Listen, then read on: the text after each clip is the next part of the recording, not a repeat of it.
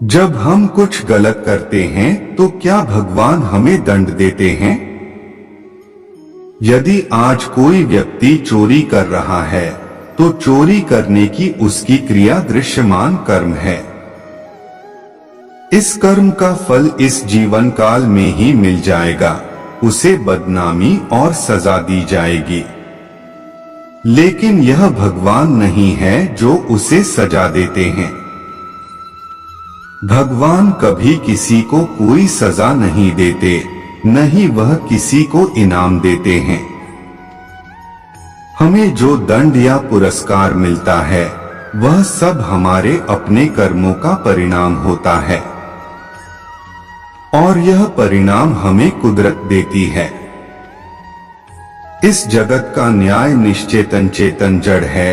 कुदरत का न्याय ऐसा है कि हमने जो भी कर्म बांधे हैं उन सभी ले परिणाम त्वरित ही आ जाता है। यदि हमने बुरे कर्म बांधे हो तो दुख भुगतना होगा, और यदि हमने अच्छे कर्म बांधे हो तो हमें सुख प्राप्त होगा। इस तरह कुदरत का न्याय जगत को नियंत्रित करता है। एक क्षण मात्र के लिए भी यह जगत नियम के बाहर गया नहीं। भगवान के लिए सही या गलत, अच्छा या बुरा जैसी कोई चीज नहीं है, क्योंकि भगवान किसी भी चीज में किसी भी हस्तक्षेप नहीं करते हैं। हालांकि भगवान को सर्व सत्ताधीश मानना, जो हमें दंड देते हैं जब हम दोषी होते हैं, ऐसे में हम भगवान के प्रति डर से जी रहे हैं। भगवान से डरने के बजाय हमें हमारी गलतियों से डरना चाहिए, जिसकी वजह से हमें दुख और सजा भुगतनी पड़ती है। फिर लोग हमें ऐसी सलाह क्यों देते हैं कि भगवान से डरना चाहिए? इस प्रश्न का उत्तर देने के लिए आइए हम यह समझें कि भगवान से डरने का क्या अर्थ है। भगवान से डरने का अर्थ क्या है? भगवान से डरने का अर्थ यह है, उनके प्रति हमारे मन में उत्कृष्ट विनय भाव है, जो अच्छे के लिए है, क्योंकि यह सभी उनकी बातों को मानने और उनके दिखाए मार्ग पर ईमानदारी से चलने के लिए प्रतिबद्धता लाता है। यद्यपि ऐसा है कि व्यक्ति अगर भगवान से डरता है तो उसका भय वास्तव में भगवान के प्रति उसकी असीम श्रद्धा को दर्शाता है।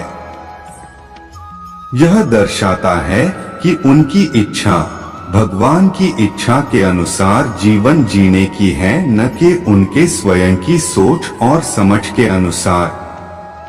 और यह भी दर्शाता है कि वह भगवान को कैसे प्रसन्न करना चाहता है, जिसे वह सबसे अधिक प्रेम करता है।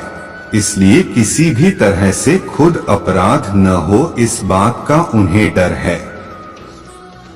क्या भगवान मेरी गलतियों के लिए मुझे माफ करेंगे? भले ही कि हम कितनी भी सावधानी बरते हैं, लेकिन हम गलतियां तो करते हैं। हालांकि भगवान को हमें माफ करने की आवश्यकता नहीं है, क्योंकि वह कभी किसी को सही या गलत नहीं देखते हैं। भगवान प्रत्येक जीव मात्र के भीतर रहने वाले शुद्धात्मा है, जो निष्पक्ष रूप से ज्ञाता दृष्टा स्वभाव में ही रहते हैं। लेकिन क्या आप जानते हो कि प्रतिक्रमण करके क्षमा मांगने के 3 चरण के दृष्टिकोण को अपनाने से भगवान की साक्षी में हम अपनी सभी गलतियों से जड़ से ही छुटकारा पा सकते हैं, जो हमें दुख पहुंचाती हैं। चलिए देखते हैं कैसे। कहते हैं एक व्यक्ति को आज चोरी करनी थी।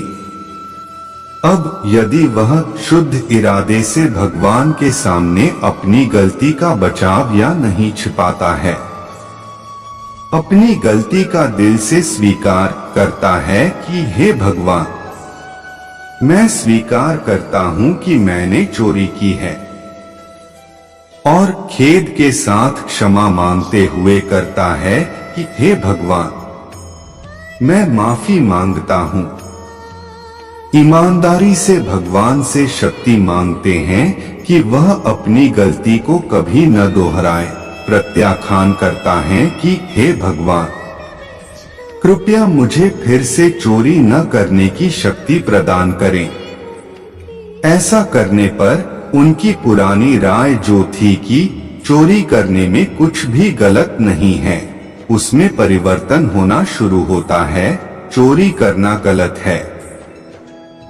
जो भी गलती की गई है वह गलत राय का नतीजा है। एक अभिप्राय बदलना सबसे बड़ी उपलब्धि है। एक बार जब व्यक्ति के भीतर अभिप्राय पूरी तरह से बदल जाता है, फिर वह व्यक्ति कुदरत की दृष्टि से अपराधी नहीं रहती और कुदरत उसे दंड नहीं देती है।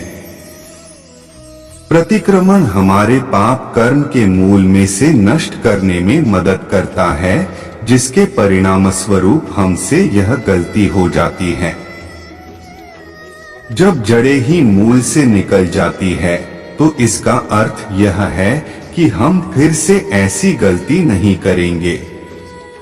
प्रतिक्रमण हमारे पाप कर्म के मूल में से नष्ट करने में मदद करता है, जिसके परिणाम स्वरूप हमसे यह गलती हो जाती है।